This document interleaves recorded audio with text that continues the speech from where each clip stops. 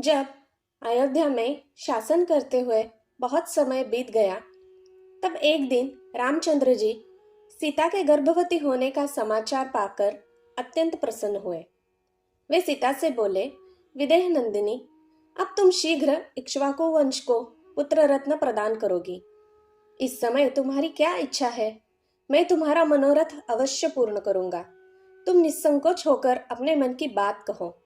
पति के मृदु वचन सुनकर सीता जी मुस्कुराकर बोली, स्वामी, मेरी इच्छा एक बार उन पवित्र तपोवनों को देखने की हो रही है।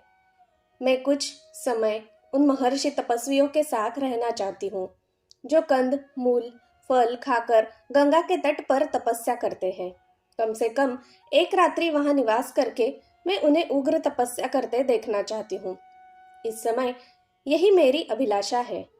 हृदयेश्वरी की अभिलाषा जानकर रघुनंदन बोले, सीते, तुम्हारी अभिलाषा मैं अवश्य पूरी करूंगा। तुम निश्चिंत रहो। कल प्रातः काल ही मैं तुम्हें गंगा तटवासी ऋषियों के आश्रम की ओर भेजने की व्यवस्था कर दूंगा। सीता को आश्वासन देकर श्री राम राज दरबार में चले गए।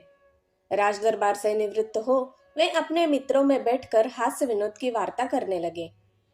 मित्र मंडली में उनके बाल सखा विजय, मधुवक्त, काश्यप, मंगल, कुल, सुराजी, कालिय, भद्र, दंतवक्र और सुभागत थे। बातों ही बातों में रामचंद्र ने पूछा, भद्र, आजकल नगर में किस बात की चर्चा विशेष रूप से होती है? नगर और जनपद के लोग मेरे, सीता, भरत, लक्ष्मण आदि भाइयों और माता कैकेयी के विषय में क्या क्या बातें करते हैं? प्रायः देखा जाता है कि राजा यदि आचार विचार से हीन हो तो सर्वत्र उसकी निंदा होती है। भद्र ने उत्तर दिया, सौम्य, सर्वत्र आपके विषय में अच्छी ही चर्चा सुनने को मिलती है। दशग्रीव पर जो आपने विजय प्राप्त की है, उसको लेकर सब लोग आपकी खूब प्रशंसा करते हैं और आपकी वीरता के कहानी अपने बच्चों को बड़े उत्साह से सुनाते हैं। रामचंद्र बोले, भद्र, ऐसा नहीं हो सकता कि सब लोग मेरे विषय में सब अच्छी ही बातें कहें। कुछ ऐसी भी बातें हो सकती है जो उन्हें अच्छी न लगती हो। संसार में सभी प्रवृत्ति के लोग होते हैं, इसलिए तुमने जो कुछ भी सुना हो निश्चिंत होकर बेझिझक कहो। यदि उन्हें मुझ में कोई दोष दिखाई देता हो तो मैं उसे दूर करने की चेष्टा करूंगा। यह सुनकर भद्र बोला, वे कहते हैं कि श्री राम ने समुद्र पर पुल बांधकर ऐसा दुष्कर कार्य किया है जिसे देवता भी न कर सके। रावण को मारकर वानरों को भी वश में कर लिया, परंतु एक बात खटकती है। रावण को मारकर उस सीता को घर ले आए जो इतने दिनों तक रावण के पास रही। फिर सीता से घृणा करने के बजाय उन्होंने उसे कैसे अपने पास रख लिया? भला सीता का चरित्र क्या वहां पवित्र रहा होगा? अब प्रजाजन भी ऐसी स्त्रियों को अपने घरों में रखने लगे, क्योंकि जैसा राजा करता है प्रजा भी वैसा ही करती है। इस प्रकार सारे नगर निवासी भिन्न भिन्न प्रकार की बातें करते हैं। भद्र की बात का अन्य साथियों ने भी यह कहकर समर्थन दिया कि हमने भी ऐसी बातें लोगों के मुख से सुनी है। सबकी बात सुनकर राजा राम ने उन्हें विदा किया और इसी विषय पर गंभीरतापूर्वक विचार करने लगे। फिर उन्होंने द्वारपाल को आज्ञा देकर अपने तीनों भाइयों को बुलाया। भाइयों ने आकर उन्हें सादर प्रणाम किया और देखा कि श्री राम बहुत उदास है तथा उनके नेत्रों में आंसू डबडबा रहे हैं। श्री राम ने बड़े आदर से अपने भाइयों को अपने पास बिठाकर कहा, बंधुओं, मैंने तुम्हें इसलिए बुलाया है कि मैं तुम्हें उस चर्चा की जानकारी दे दूं जो पूर्ववासियों में मेरे और सीता के विषय में चल रही है। उनमें सीता के चरित्र के विषय में घोर अपवाद फैला हुआ है और मेरे विषय में भी उनके मन में घृणा के भाव है। लक्ष्मण, यह तो तुम जानते ही हो कि सीता ने अपने चरित्र की पवित्रता सिद्ध करने के लिए सबके सामने अग्नि में प्रवेश किया था और उस समय स्वयं अग्निदेव ने उन्हें निर्दोष बताया था। इस प्रकार विशुद्ध आचार वाली सीता को स्वयं देवराज इंद्र ने मेरे हाथों में सौंपा था। फिर भी अयोध्या में यह अपवाद फैल रहा है और लोग मेरी निंदा कर रहे हैं।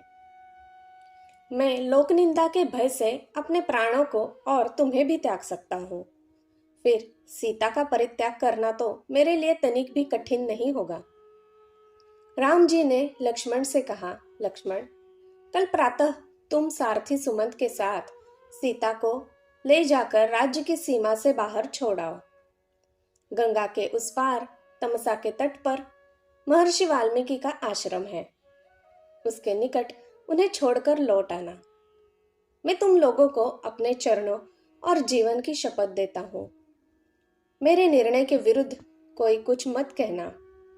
सीता ने गंगा तट पर ऋषियों के आश्रम देखने की इच्छा प्रकट की थी, वह भी पूरी हो जाएगी। फिर गहरी सांस भरकर नेत्रों में आए आंसू पोंछकर वे मौन हो गए। प्रातः काल बड़े उदास मन से लक्ष्मण ने सुमन से सुंदर घोड़ों से युक्त रथ लाने के लिए कहा। उसमें सीता जी के लिए एक सुरम्य आसन लगाने का भी आदेश दिया। सुमंत के पूछने पर बताया कि उन्हें जानकी के साथ महर्षियों के आश्रम पर जाना है।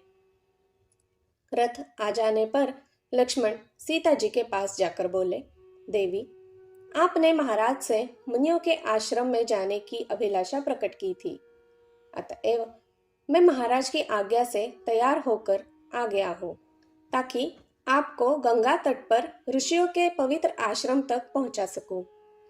लक्ष्मण के वचन सुनकर सीता जी प्रसन्नता पूर्व उनके साथ चलने को तैयार हो गई। मुनि पत्नियों को देने के लिए उन्होंने अपने साथ बहुत से बहुमूल्य वस्त्र, आभूषण और नाना प्रकार के रत्न रख लिए। उन दोनों को रथ पर सवार कराकर सुमंत द्रुत गति से रथ को वन की ओर ले चला। मार्ग में सीता लक्ष्मण से कहने लगी, वीरवर, मुझे बहुत से अपशकुन दिखाई दे रहे हैं। मेरी दाई आंख फड़क रही है, शरीर कांप रहा है, हृदय अस्वस्थ सा प्रतीत हो रहा है। तुम्हारे भाई कुशल से तो है, मेरी सब सासुएं सानंद तो है।